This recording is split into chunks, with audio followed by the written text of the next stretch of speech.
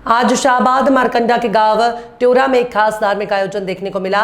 कांग्रेस विधायक रामकरण काला जी अपने गांव पहुंचे और यहां उन्होंने भंडारा आयोजित किया। इस भंडारे में पूर्व सांसद दीपेंद्र सिंह हुड्डा भी शामिल हुए। कार्यक्रम में जानी मानी हस्तियों ने शिरकत की और धार्मिक माहौल में श्रद्धालुओं की भारी भीड़ उमड़ी। हजारों की संख्या में श्रद्धालु पहुंचे और प्रसाद ग्रहण कर धर्म और भक्ति का संदेश दिया।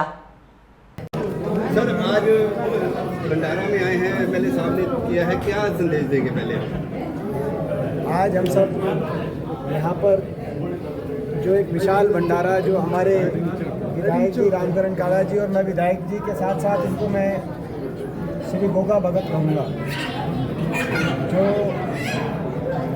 इतनी इन्होंने भक्ति, आज 29वां साल है जब लगातार भंडारे का आयोजन, और 45 दिन तक इन्होंने व्रत रखा है, जो कि आज ये खोलेंगे।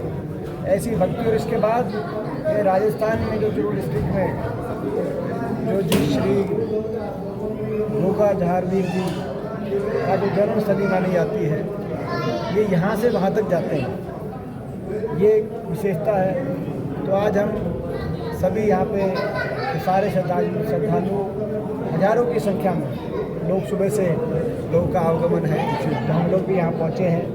और विधायक जी की जो ये भक्ति है, सच्चे मन से ये एक भक्त है, गोगा भक्त है, तो हम विधायक जी का धन्यवाद करते हैं कि लोगों के इस भंडारे के माध्यम से गोगा वीर जी को याद करने का और उनको नमन करने का अवसर श्रद्धालुओं को देते हैं। हुड्डा साहब, राम गांधी यात्रा में गए, क्या कहेंगे? क्या यात्रा हुई? देखिए, ये न्याय की यात्रा है। आज दोबारा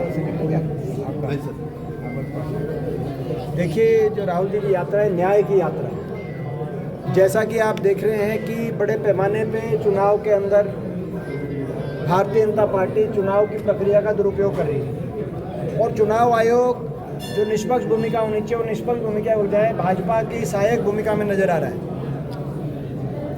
भाजपा का एक ही उद्देश्य रह गया है, शाम दाम दंड भेद और यंत्र मंत्र और तंत्र के दुरुपयोग से सत्ता को हासिल करना, यानी कि जन भावनाओं से सरकार को ना बनाना। नायब सिंह जी के शब्दों में मैं कहूँ तो सारी व्यवस्थाओं का इंतजाम करके सत्ता पे काबिज होना। जो उन्होंने कहा था कि जन भावना से नहीं, लेकिन सारी भाजपा की के पास सारी व्यवस्थाएं हैं सरकार में। ये जो व्यवस्थाएं हैं, ये लोकतंत्र के लिए खतरा है। भाजपा की जो व्यवस्थाएं हैं, जो जन भावनाओं से जनादेश को चुराने का काम करती है भाजपा की व्यवस्थाएं, ये लोकतंत्र के लिए खतरा है। आज लोकतंत्र की साख बचाने के लिए ये लड़ाई हम लड़ रहे हैं। और जो बहुत से तथ्य राहुल जी ने रखे थे देश के सामने, चुनाव की मतदाता सूची को लेकर बड़े पैमाने पे जो धांधली की जा रही है, उसका एक और इसका जो सबसे बड़ी बात ये है कि चुनाव आयोग हमें मतदाता की सूची नहीं दे रहा इलेक्ट्रॉनिक कॉपी में, केवल हार्ड कॉपी देता है, ताकि उसको कंपेयर देख ना पाए। एक लगना पड़े, 6 महीने लगे विधानसभा देखने में कर्नाटक में। तो चुनाव आयोग किसी भी प्रदेश की मतदाता, जबकि मतदाता सूची का अधिकार जनता का होना चाहिए, जनता को मतदाता सूची की इलेक्ट्रॉनिक कॉपी मिलनी चाहिए, विपक्ष को मिलनी चाहिए। हरियाणा में भी बड़े पैमाने पर गड़बड़ियाँ हुई हैं, और हरियाणा का भी हम दिखवा रहे हैं। जल्दी सारी तथ्यों के साथ हम भी सारे तथ्य हरियाणा की जनता के सामने रखेंगे। भिवानी में महिला टीचर की हत्या कर दी जाती है। आज प्रदेशवासियों को सरकार से उम्मीद है कि भिवानी में जो निर्मम हत्याकांड जो की गई है, जो भी अपराधी हों, जो भी दोषी हों, कोई बचने ना पाए, तुरंत कार्रवाई हो, तुरंत मर्डर सॉल्व हो, और अपराधियों को शीघ्रतम व कठोरतम सजा दिलवाई जाए। कानून के अंतर्गत जो भी शीघ्रतम और कठोरतम कार्रवाई हो सकती है वो हो। मगर दुर्भाग्य की बात ये भी है कि हरियाणा प्रदेश में कानून व्यवस्था चौपट होगी। हरियाणा की जो सरकार है, वो कहीं भी पुलिस प्रशासन का कोई कंट्रोल अपराधियों पे दिखाई नहीं दे रहा।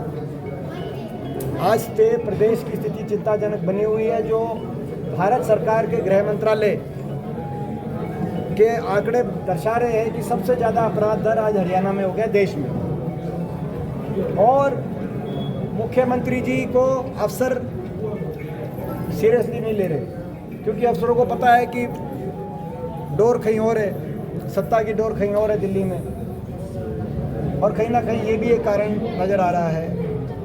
मैं मुख्यमंत्री जी को भी कहना चाहता हूँ, उनका कल बयान आया कि मिट्टी में मिलाएंगे। केवल बड़े बड़े डायलॉग से कानून व्यवस्था अच्छी नहीं होती। कानून व्यवस्था कठोर कदम उठाने से कानून व्यवस्था की स्थिति में सुधार लाया जा सकता है। जैसे कि हुड्डा साहब ने जब कांग्रेस की सरकार बनी तो हरियाणा को चंद महीनों में सारे अपराधियों से छुटकारा दिलाने का काम किया था, और 10 साल पूरी तरीके से अच्छी कानून व्यवस्था हरियाणा में रही थी कांग्रेस के समय। क्या पुलिस कर्मचारी को सस्पेंड करने से न्याय मिलेगा? देखिए, बाकी मैंने बता दिया सर, जैसे वो कह रहे हैं नैब सैनी जी कि हुड्डा जी को उनका तांत्रिक इलाज